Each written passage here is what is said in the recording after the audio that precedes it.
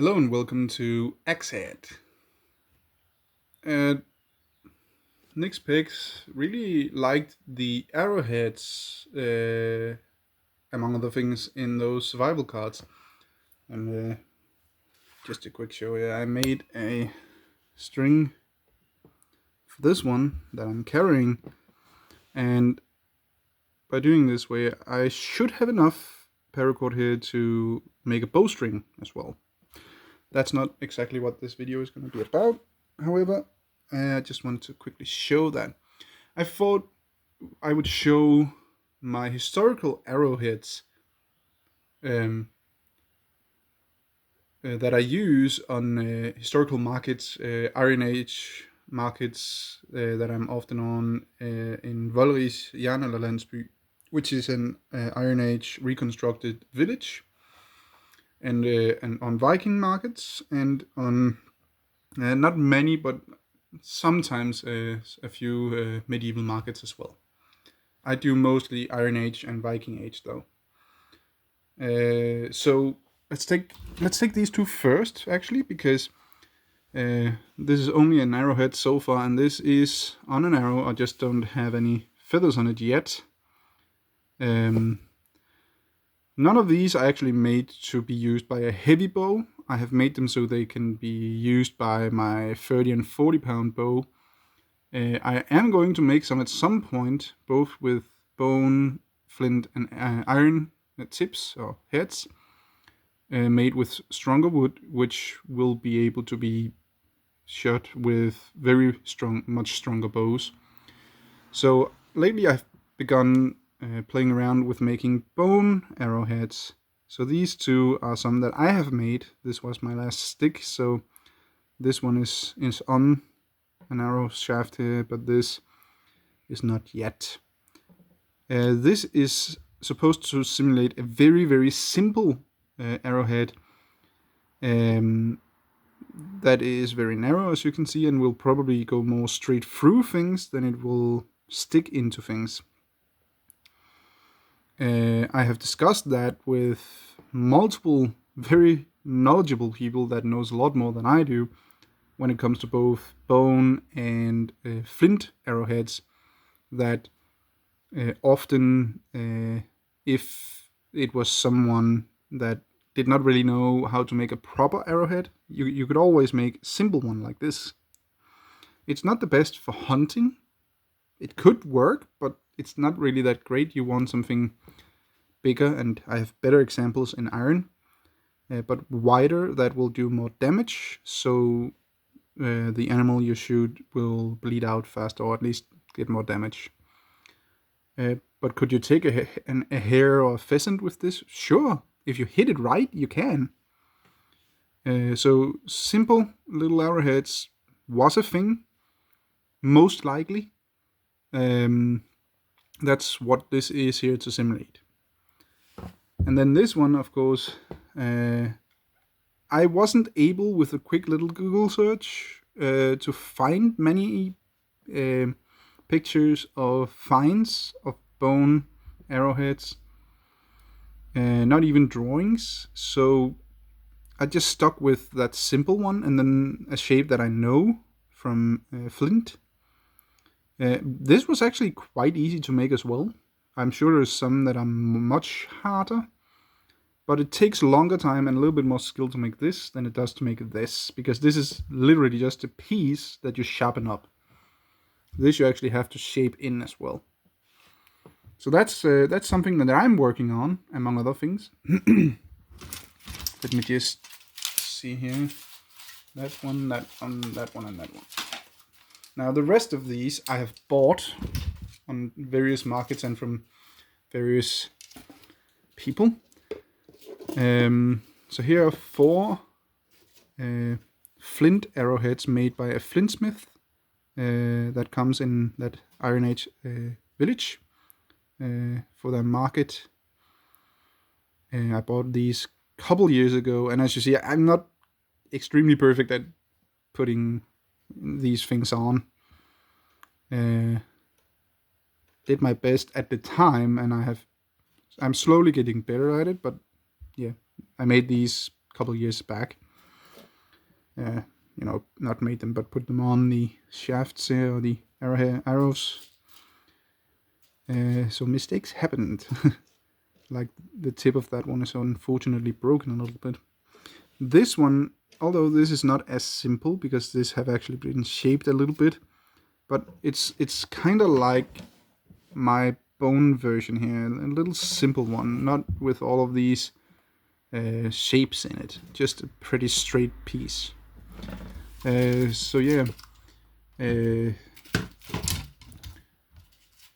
the Iron Age, by the way, flint arrowheads was still used, at least here in Denmark, of course. I can't speak for other countries, but here in Denmark we still used flint heads because iron was extremely expensive. What I have been told, and of course I don't know if that's just something they pulled out of a hat somewhere, but what I've been told, and what I tell as well, also because it's fun to see people's reaction when you say it, is that one of the very simple, or a little bit simpler arrowheads, just that for the arrowhead itself in iron, cost the same as a new iPhone does today. So imagine if you needed to have 20 of those and just shoot them away. But we do know that iron was very expensive, and that's why many people still used flint, because it was a lot cheaper. The material was easy to get because we have a lot of flint here in Denmark. And at that point in the Iron Age, people have been using flint for thousands of years, so we pretty much knew how to do it. Then you have the ones in iron. So let's see here, we got these two, which is way better examples of hunting arrows. Very nice and big, with hasps here, or whatever you want to call these, so you can't just pull them out. Very nasty, and will do a lot of damage to a deer or something that you're hunting. We also got these two. I'm always a little unsure about these leaf shapes. In my mind, and I'm not the only one that thinks this, because I've again spoken to other people that are much more knowledgeable as a general thing in the historical stuff than I am. So what we agree a little bit on is that these are probably somewhat common when we get up to the Viking Age and the medieval time. This is probably a sort of common arrow shape. This is of course a little simpler than this, but still. Could you hunt with these? I guess, especially small game like a pheasant or a hare, something like that size. But could you use them in battle? Yeah, sure thing. They wouldn't go through plate armor most likely, and they probably wouldn't go much through chainmail either. But I wouldn't like to be hit by it. Then we have two here that we also agree is probably war arrows. This one is shaped out with a flat arrowhead, but very narrow. So again, going back to my bone arrowhead and the one here in flint, they are very similar if you look at it. And we do imagine this is used for battle because it is so narrow. It probably would get a little bit into chainmail, and if you hit it right, it might also pull through. But this is the one that is supposed to go through chainmail. This specific one I bought, but I actually have forged some of these myself. I haven't learned to do this bit, so it's just with a pin that you put inside the arrow shaft, which is also historically accurate, but this is not wrong either. I just haven't learned that yet. But this is actually really, really simple to make, and this is also the type that I was told would be as expensive as a iPhone. So yeah, it's actually quite fun to make these.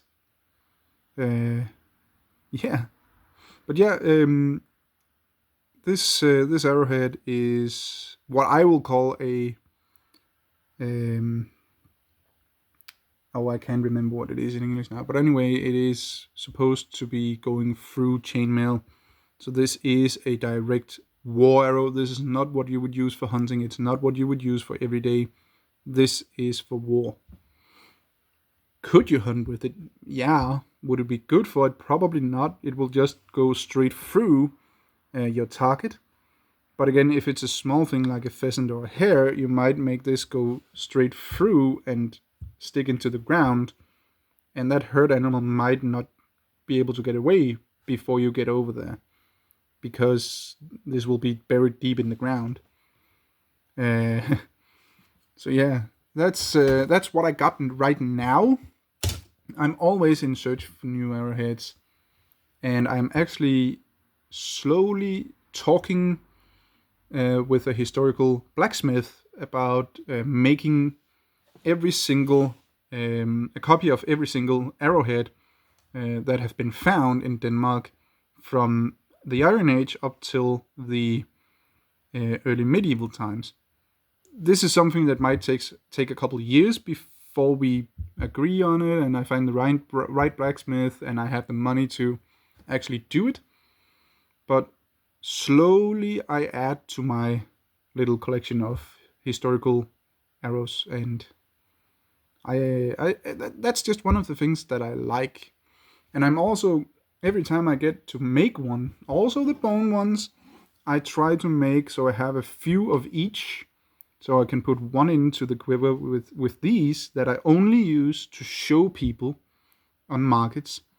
And then I also have a separate quiver with arrows just like them, just like these, that I'm actually shooting with to learn how they would actually react when shooting them, and what happens when you actually hit a target with them. That's a second quiver that I am currently working on building as well. Anyway, I hope you enjoyed this little arrow video here. Thanks for watching, and have a great day.